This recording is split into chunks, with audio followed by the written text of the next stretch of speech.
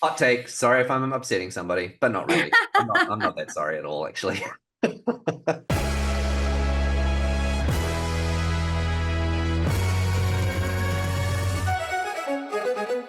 Welcome to the LeadrPulse Podcast, the podcast for leaders revolutionizing the world of work. I'm Holly Tate, Chief Marketing Officer here at Leader. And on today's episode, you get to hear Matt and Nick Mehta, the CEO of Gainsight and an award-winning CEO. He's won Entrepreneur of the Year of Northern California. And Gainsight as a whole has been awarded Best Company Culture by Glassdoor.com. And so they're going to unpack on why responsiveness is so critical as a CEO. And before we jump into today's episode, I want to tell you about two cool things that we've been working on behind the scenes here at Leader. Last year, we launched Leader Academy, which is our manager training program. We've got over 30 organizations and over 300 managers that are now a part of Leader Academy.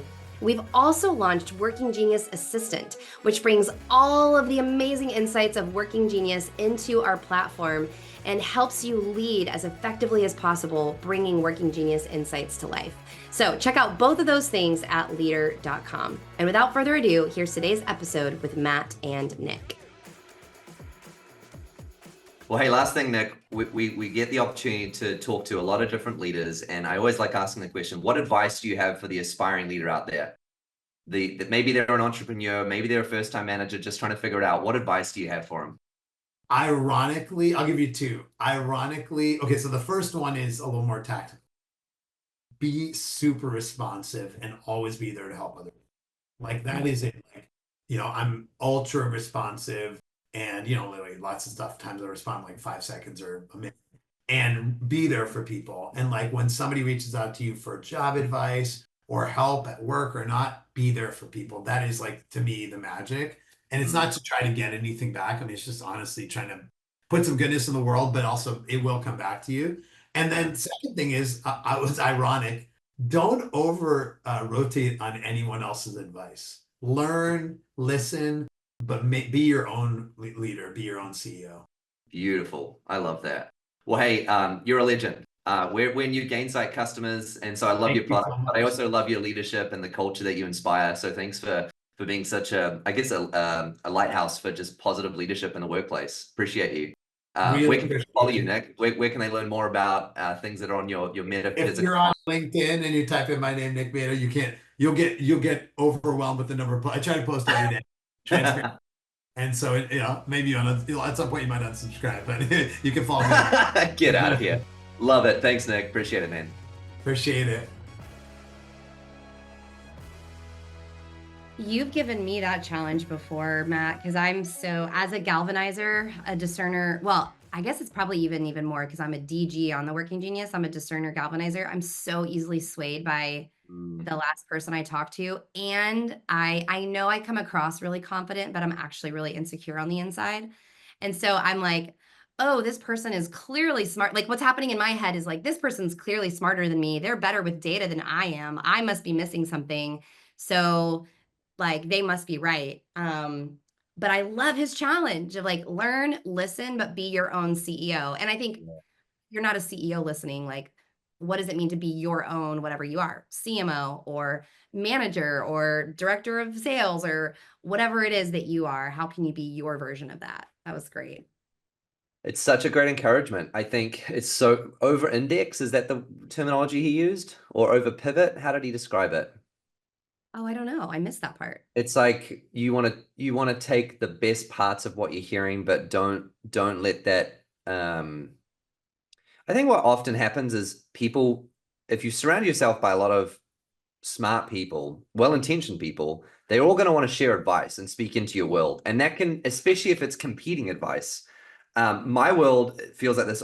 I've had people say to me, "I can't wait to be a CEO so I don't get to have a boss," and I'm like, you are wrong. That's not how it works. I feel like I've got many bosses. I feel like the customer is my boss. I feel like all our staff is my boss because how they respond and questions they have, I've got to do what's best for the team. I've got a board of advisors. I've got investors and shareholders.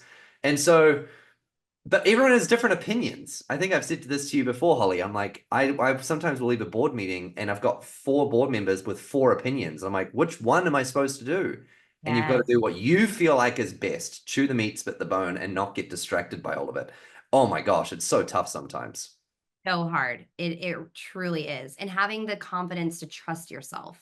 That's Yes. the other thing. Have we talked about strong beliefs loosely held on the podcast before? I don't think so. Well, we maybe did in season 1 about Chris Heaslip, because I think you had said, I can't remember what episode it was, but you feel like he's really good at that.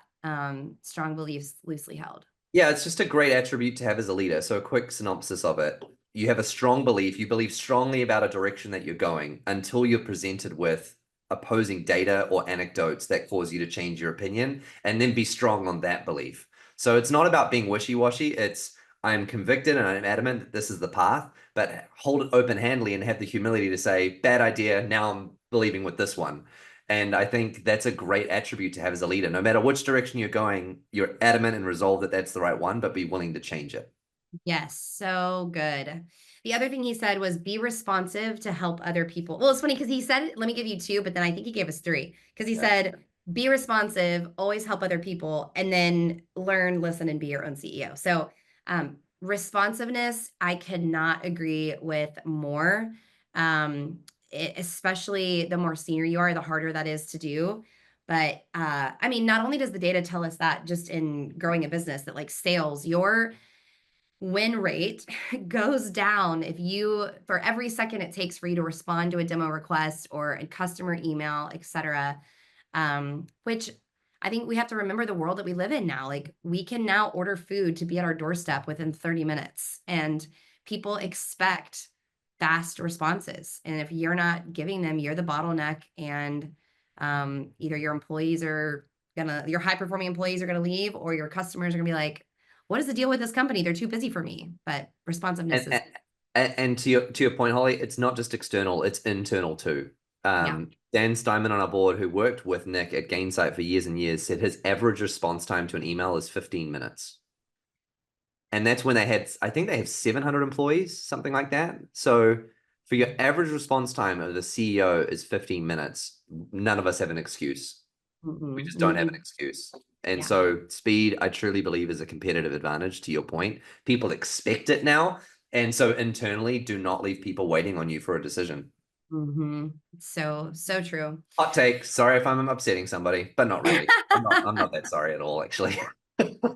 Yeah, no, it's true. Speed wins. Absolutely. All right. Well, I'm so grateful for Nick being on our podcast. We got 3 really great hot take episodes from him. And I know I'm challenged. I want to go spend more time with our customers, find the confidence to be my own CEO, my own CMO, whatever that looks like, of my team. And really understanding what our culture looks like when, even when things are, or especially when things are hard. What is our culture? Especially when they're hard.